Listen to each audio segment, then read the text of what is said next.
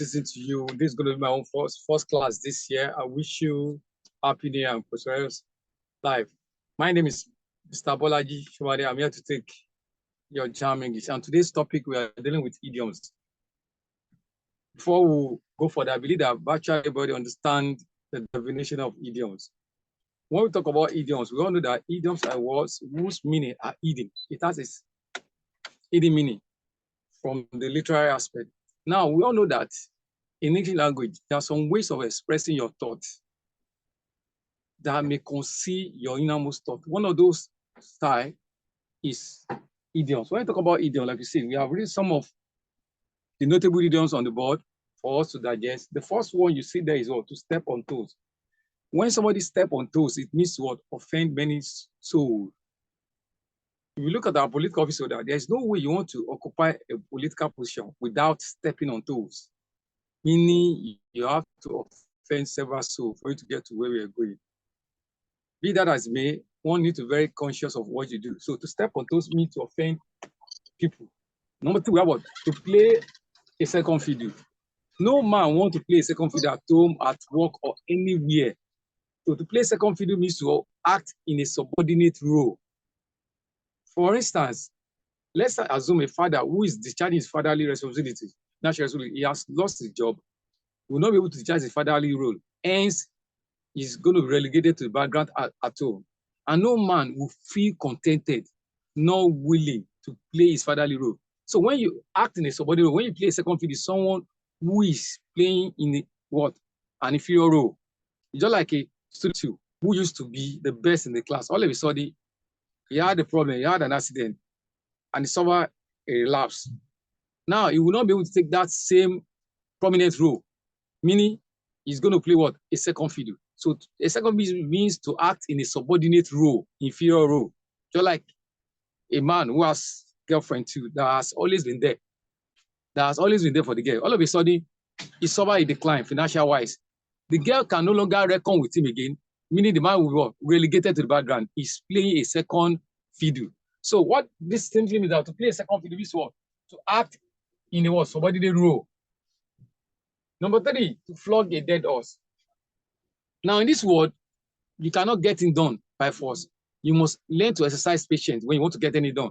So to flog a dead horse means to try the impossible. Let's paint the picture of something. A teacher has been posted to another school, and he was now addressing a group of students. And one of those students is quite known for his nonchalant disposition. So he was now trying to advise the student to turn over a new leaf. Now, why talk to the other student? Let's say, sir, the person you're talking to can never change. It means that the man was flogging a dead horse. When you flog a dead horse, means you are trying the possible. The person you are talking to can never shift his ground. So meaning to flog a dead horse means to try the impossible. Just when you are pouring water in the basket, you know the basket can never hold the water. So to flog a dead horse means the person you are talking to will never yield, can never change. That's what that one means. Then to cross the Rubicon. When you cross the Rubicon means to take an irrevocable decision. Now let's assume that a student whose parents actually wanted him or her to study law, and the girl in question or the student in question has flair for art-related, has flair for science-related courses, and the father has made it mandatory for the person that whether you like it or not, you must study law. And the boy is bent on going against his father. Now he said, sir, I have crossed the Rubicon. The only thing that appeals to me is law. Any other course, I'm not ready to do it. So when you cross the Rubicon means that you have taken an irrevocable decision that can never be changed, irreversible. So to cross the Rubicon means to be uncompromising in your choice. Are we getting the place? Then we have the next one, to paddle your canoe. You know, we have some people, they like to meddle in somebody's affair. When you are told that to paddle your canoe means what? To mind your business. No matter the situation, learn to mind your business. So when you read the word paddle your canoe, please mind your business. If you have somebody that likes to meddle in people's affair, you can easily tell the person, please, you are not invited. Learn to what? Paddle your canoe. When you have to paddle your canoe means what? To mind your business. Very easy. Then to turn over a new leaf. We are all praying for transformation in our field of endeavors. Nobody wants to remain stagnant in a place. Now, we may have some students that are quite notorious, and parents, friends as well will be praying for a sudden change in character or attitude. When that change comes, we can say that that boy, in fact, that prayer has really worked. Don't you know that the boy has turned over a new leaf? To turn over a new leaf means to change for the better. Maybe you have a friend who has never attended class. He's always showing I don't care attitude. Teachers seem to have scolded the parents, the friends. All of a sudden, there's a sudden twist in the story. The boy started attending classes. Now, what can you notice? It shows that the guy has turned over a new leaf. To turn over a new leaf means to change for the better. And that can make you attain your heartfelt desire in life. So we'll move on to the next one. To be left in the lunch. It is when you have problems that you know the kind of people that surround you. When problem comes, friends will disappear. When you are left in the lunch, means that you are abandoned during crisis period. And take a look of someone who is quite flamboyant in nature, take care of friends, relation. All of a sudden, he had a terrible accident that incapacitated him. All of a sudden, those friends that flock around him, all of a sudden, they will disappear because they are not ready to weather the storm with him. They say when the going is good, you see people around you. But when the going is tough, only those that care, family members, or those that God has ordained will stay with you. So, in other words, when you talk about to be left in the lunch means to be abandoned during crisis, during the difficult period. Sometimes wife disappear, abscond, elope, brothers, they turn their what? Cold shoulder towards you. They don't know you again. But we pray that we should not encounter such difficulty in life. We move on to the next one, to be on cloud 9. For you to be on cloud 9, meaning that you must have persevere. There's this word, resilience. Persistency is the key to success in life.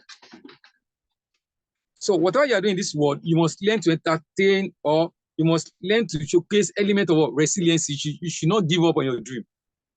At the end of the day, you surely attain your heartfelt goal. And for you to do that, when you're on cloud 9, means you're extremely excited. Someone has been writing exam for the past 3-4 years. He has not been able to score above 210. Last year, the person scored like 280. He wrote the exam, blasted. So by the time he saw his name among the shortlisted candidates, he would definitely be on what? On cloud 9, meaning in a state of euphoria. Euphoria means what? Excitement. Euphoria. So on cloud 9 means that you're extremely excited, having done something worthwhile. You have become an object of what? Admiration. But they forgot that before you get there, you have gone through what? There is no gain without pain. There's no way you want to attain success that will not go through excruciating pain, sacrifice. And success entails what? Persistency, consistency, perseverance for you to attain your goal. So to be on cloud 9 means what? To be extremely excited, having attain your elusive goal. So we'll move on to the next one, which is to play to the gallery. You know, the majority of our police office holders like to play to the gallery. What does that indicate? They will give speeches that will elicit or trigger what? Emotion, just to win what? Cheap popularity. They may not be up to that standard, but you know there are some people they are good at inciting the people with their words. Emotion, they will steer emotion. So when you say to play the gallery, you try to win people. And all this is under a false ideology. Political office holders. Are we getting it, please? Then we move on to the next one. To make a mountain out of a molehill. Most students, they are guilty of this. When the teacher gives them a light admonition, they shouted, "Hey!" What is he trying to do? He's making a mountain out of a molehill. Or you just give your younger brother a mid admonition. The next is shouted, "My brother, don't give me what happened." And everybody will rush, not knowing that he's just creating what? Unnecessary scene, an unnecessary scenario. He's trying to raise what? A false alarm. So when you make a mountain, it means what? You exaggerate. Some has been made what? Elaborate. We also have to be a dark horse. When someone is a dark horse,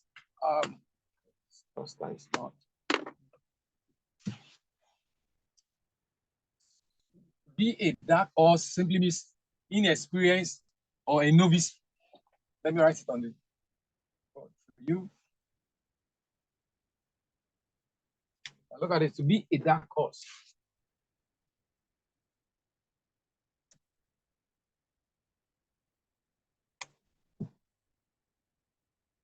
Inexperienced.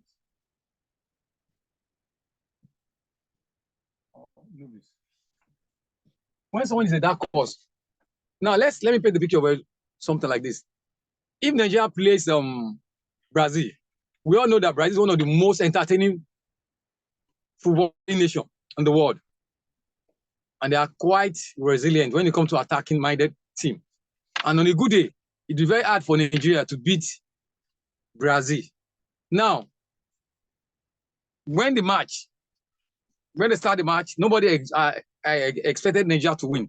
But let us know that Nigeria now won Brazil. What happened there? That means that what? A dark horse has won the match. Or that one is even too far. Let's use this ongoing Nations Cup. Cape Verde against Ghana.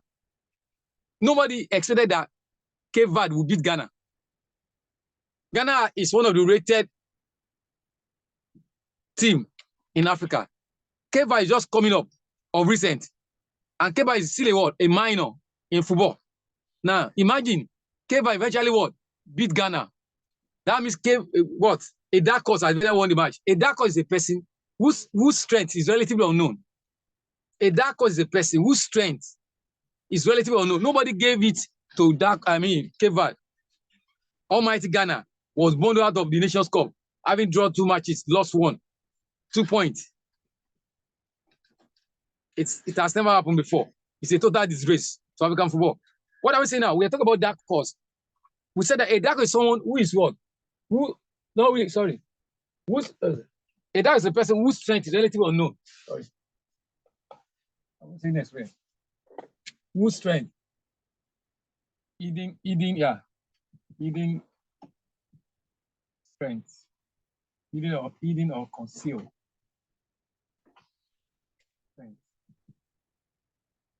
That cannot be. We said a dark horse is a person whose strength is relatively unknown. So just like what I said, Brazil versus Nigeria, and Nigeria eventually won. Who won the match? A dark horse. Or just Cape Verde, Ghana. We all know. Nobody will expect that Cape Verde will beat Ghana. Definitely we won now.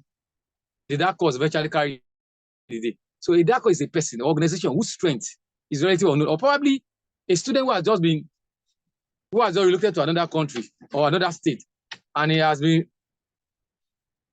what? He has changed his school to another school. Now, in the school that he has not been, how will I call it, absorbed, nobody knows his strength or weakness. And there has been 2 or 3 students who seem to be on top of their game in that class. So when this guy came, he remained incommunicado, he remained calm, nobody knows. By the time they conducted tests, when the result came out, this new student beat them to their game. And that was when people began to take note. Meaning, where is this guy come from? A dark horse. It's quite unbelievable. And that is why it's not good to always show arrogance, because you don't know who is who. So we said a dark horse is a person whose strength is relatively what? Unknown. Then we have this one, to develop a cold feet. To develop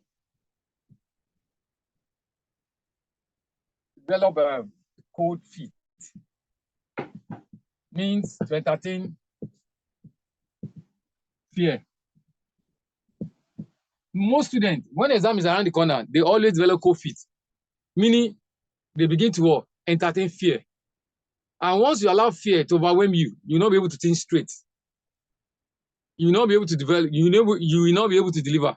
So develop cold feet means to what? Entertain fear. And naturally, you should not allow fear to paralyze you. Once you allow fear to paralyze you, you'll not be able to perform to the level of expectation. We also have this one, to develop to give cold shoulder. give ish. Sorry, to throw in, yeah. To throw in the towel. We have when you throw in the towel, it means that you have given up on a particular cause or you surrender. And no matter the situation you are going through, it's not ideal for one to go to throw in the towel. You must learn to show element of tenacity, determination. You should not give up on your dream. No matter the difficulty, you should remain focused. So when you throw in the towel, it simply means that you have already given up. You have already surrendered in your quest to attain excellence. So it is not really ideal for students to throw in the towel. Though there are some circumstances that may be forced to throw in the towel.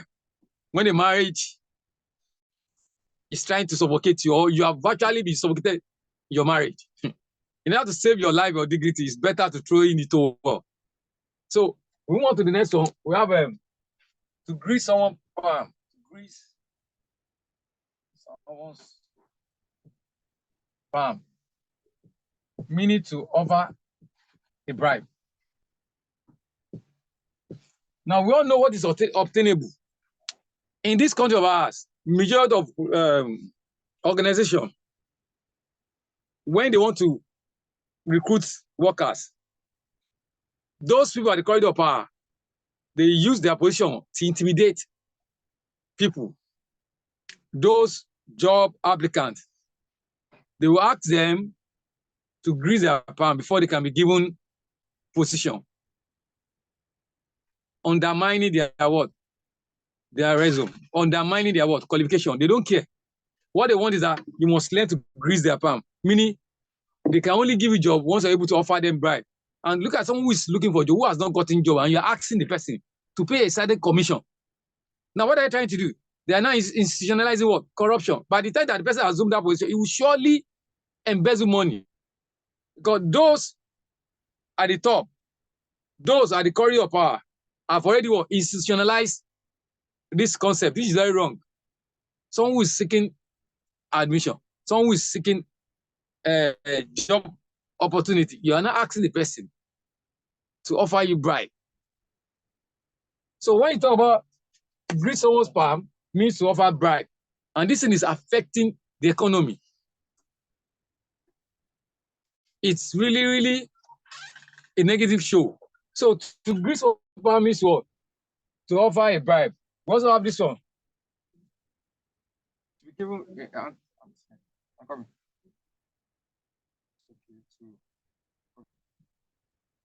To make a, to make a, yeah. Why the sunshine? To make a why the sunshine means so to take advantage of, to take advantage of situation, or make the best of a situation.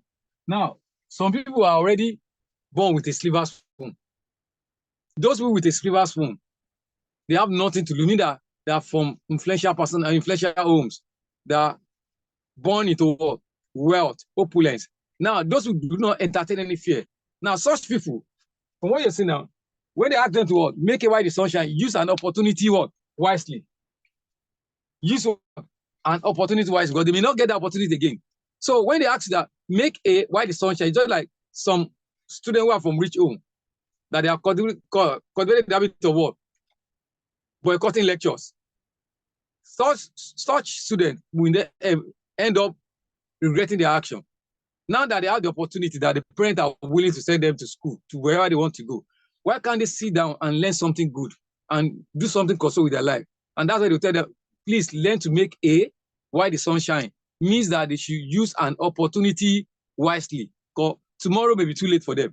So when they tell you to make a while the sunshine, means use an opportunity wisely, or to take advantage of current situation.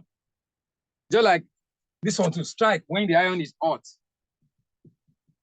Strike when the iron is hot.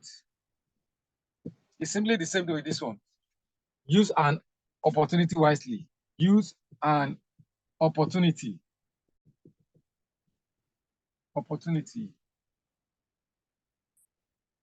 wisely. So when they ask you to strike when the iron is hot, meaning that the current situation you find yourself now, it is better for you to take action now. Otherwise, it may be pretty late for you. So when they say strike when the iron is hot, now that your parents are still willing and financially able to send you to any school of your choice, why don't you calm down, put yourself down, and learn and get something meaningful because of your tomorrow? So that's why they tell you that please strike when the iron is hot, or make a while the sun shine. Use an opportunity wisely. Those are this one too. Let me clean.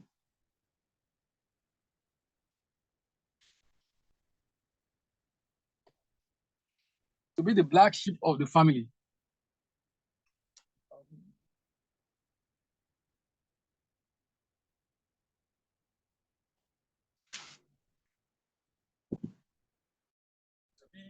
To be the black sheep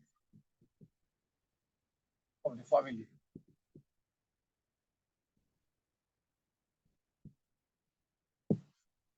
Someone who brings disgrace.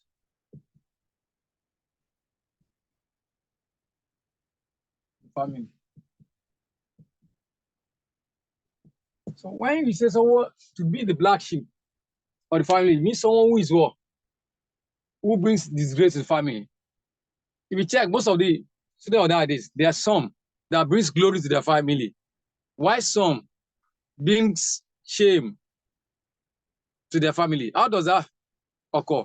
Now, a child who has been sent to school to learn, who has joined bad gang, who always skip classes, what they do is what? Attend parties, smoke. They hardly plan for tomorrow. They collect money from their parents, but they will never attend classes. Such a person, what kind of result would that person present at the end of the year, at the end of the course? Nothing. He has wasted the 4 or 5 years of his course, showcasing what is called youthful exuberance. We call it youthful stupidity. Because your youthful exuberance should be directed towards something productive. You should attain something worthwhile. But nowadays, any child who fails to go to school, that person is digging into our grave, because you cannot be able to compete well with your contemporaries. There's going to be a problem. So when you find that opportunity, please don't become what? The black sheep of the family. Try to become someone that will bring glory to your generation, to your father's name. So what about to be the black sheep of the family simply means someone that brings disgrace, someone that constitutes nuisance, someone that is an embodiment of disgrace. So we also have this to kick the dust. Kick the dust simply means what? To die. When someone kick the dust, it call means what? To die. When somebody kick the dust, it simply means that person has what? Die. Just like to join your ancestors, the same thing. So when you see the idiom to kick the dust means what? To die. We also have this one. This one is common. To smell a rat. To become suspicious. Now, it is not ideal to be quite to be full of suspicion. Anyway, when someone smells a rat, it means that to become what? Very suspicious. When you are suspicious of somebody, it shows that that person has a what? That is behavior is quite dubious. Someone that cannot be relied upon. So to smell a rat means to become suspicious of somebody who is full of shady deal that cannot be relied upon. Then we also have this one, a dog in the manger, to become a dog in the manger. To be self-centered. center. Now, when someone becomes a dog in the manger, someone that is self-centered, who does not think about others, it's just like someone who has 3 or 4 textbooks down, and a friend of yours begging that you should just allow him to make use of one. Say, don't touch my textbook, don't touch my textbook. That book does nothing for you because you have 3. There's somebody is asking for just one so that I can just glance through. That person in question deprive this person of that opportunity. Such a person don't involve a dog in the manger. It's just like our political office order too. When you have attained a particular position, you are done with your first tenure. Why are you still going for the second tenure? Why don't you allow vibrant, young, able-bodied who aspire towards political position to give that opportunity? Why do you still want to go for second tenure? Because it shows that you are a dog in the manger, meaning you don't allow others to make use or showcase their own potential. So when you talk about this, to become a dog in the manger means what? A self-centered person who is conscious of himself. He doesn't care whether people survive or not. All his prerogative is all about his what? His personal gain. Then we have this one to a square peg in the round O.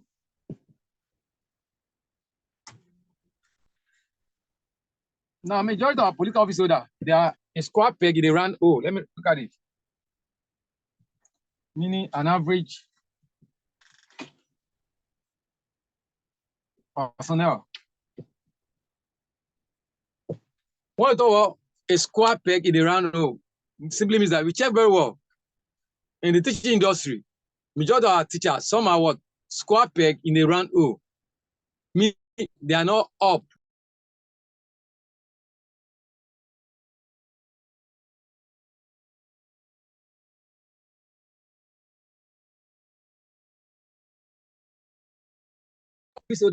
Who attain that position by virtue of wealth, by virtue of their connection, that they cannot deliver on the electoral mandate given to them. All the electoral promises that they have made to the electorate, on assumption of office, they will not be able to deliver because they lack the foresight, political foresight. They don't have it. So we call people, or those people at the corridor of power, that they have not been able to impact positively in the lives of the people. They are what? A square peg in a round O. Or teachers too, or doctors who are contributed to the lives of people negatively instead of positive. Like doctors that are supposed to save life. Many deaths, many casualties have been recorded because they are not up to the standard. Likewise, teachers too that are supposed to impart positively the lives of the kids because they don't understand the methodology teaching. And they end that post to under what? A square peg in a round O. And this thing is affecting the economy.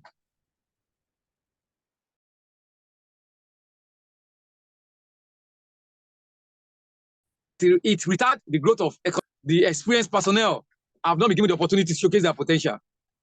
Where the experienced personnel have not been given opportunity to showcase their credentials, those that have been given award, people we call a square peg in the round. They are a bunch of mediocres.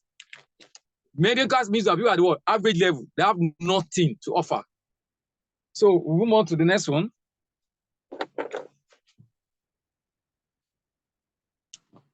We also have to be a call girl. To be a call girl simply means a lady with a loose virtue, a prostitute. Let me write it.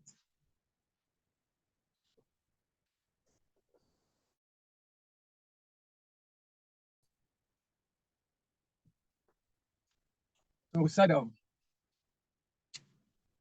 be a call girl.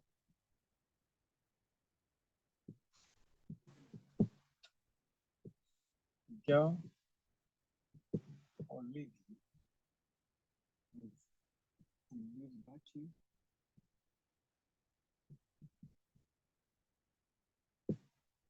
Prostitute. No, I don't want to use this word.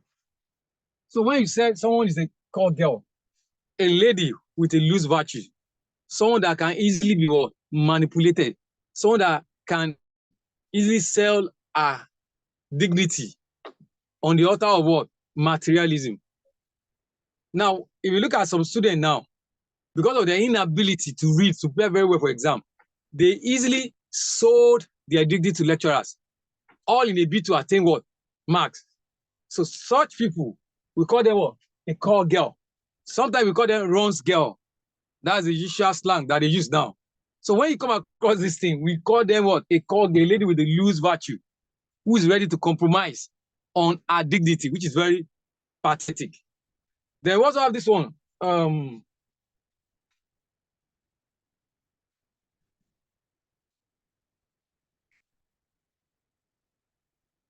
To give it is more or less phrasal, but we can call it be idioms too. When you give in to temptation, when you give in to temptation, meaning that you already what? Succumb, you surrender, you allow yourself to be used. So with the word giving, it can be it could be what? Phrasal, but we can call it be idioms. So when you say you give in, means that you allow yourself to be subdued, overwhelmed with what? A lot lecturers are bound to give into what? Temptation. Not all shall, but it happens. Civil students can give into what? Materialism, wealth. So we also have this giving me what? To surrender. I mean, to be overwhelmed,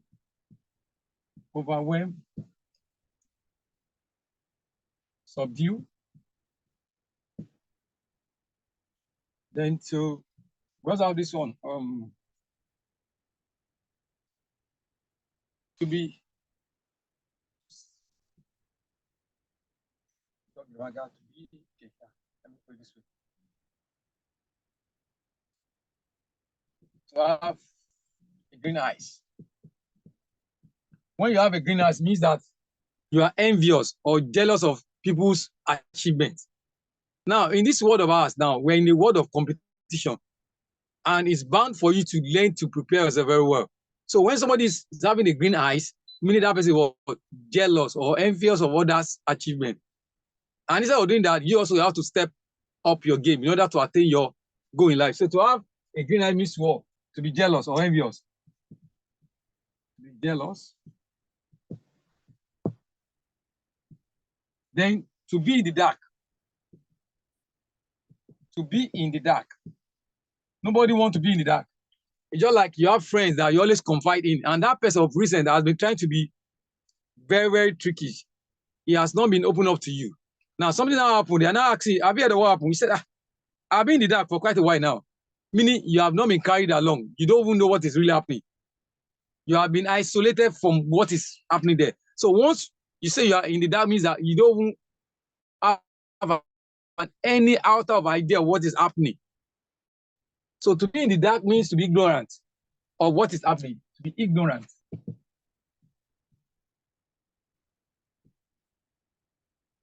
Or when you're unaware. Then we have to cry wolf. When someone cry wolf means what? To raise a false alarm. It's just like wife. I mean, the couple are having issues, and the wife shouted as if something terrible has happened. He's creating unnecessary what? Scenarios. Meaning he's trying to generate what? Attention towards her. So to cry wolf means to raise a false alarm, to create unnecessary tension, something that is not real. You are trying to paint the picture. You are trying to what? Make something trivial to be quite elaborate. So to cry wolf means what? To create unnecessary scenario. Unnecessary scenario.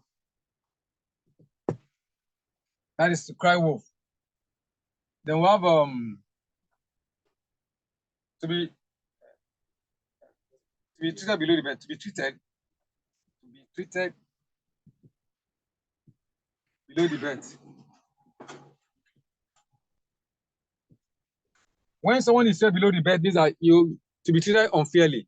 You check very well. Most schools are beginning to treat students below the bed. These are some will just increase tuition fee.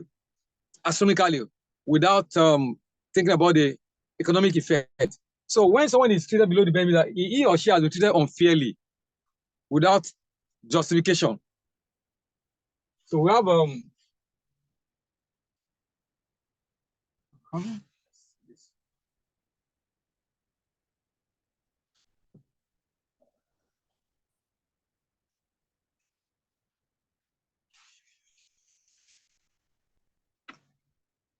the other one. We have this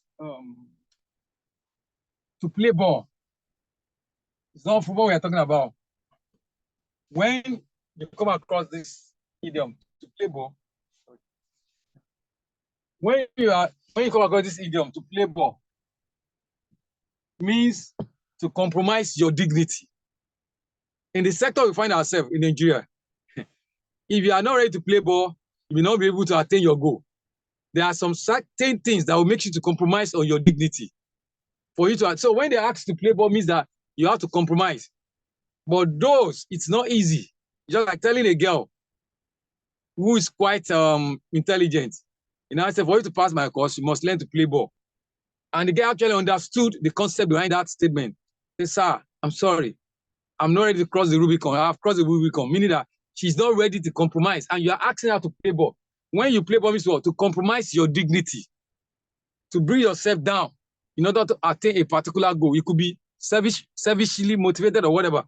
So when you play ball, all these political office holder, they play ball, contractor, they got to play ball for them to attain one contract or the other, because they have to grease the palm of people. We also have this one too. I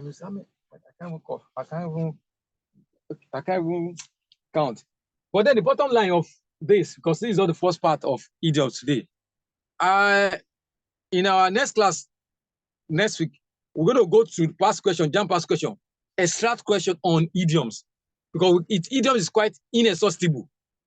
We have to go through the past question and extract them, because there are some idiom, it has to go along with the context of the sentence. So today is just a preamble. Today is just a preamble to let you have an idea of idioms. So next week, we are going to the past question. We'll bring the year, we'll bring it where idioms have been used, then we're able to interpret them for you. So if you have any question, please. We'll use the remaining minutes to entertain questions.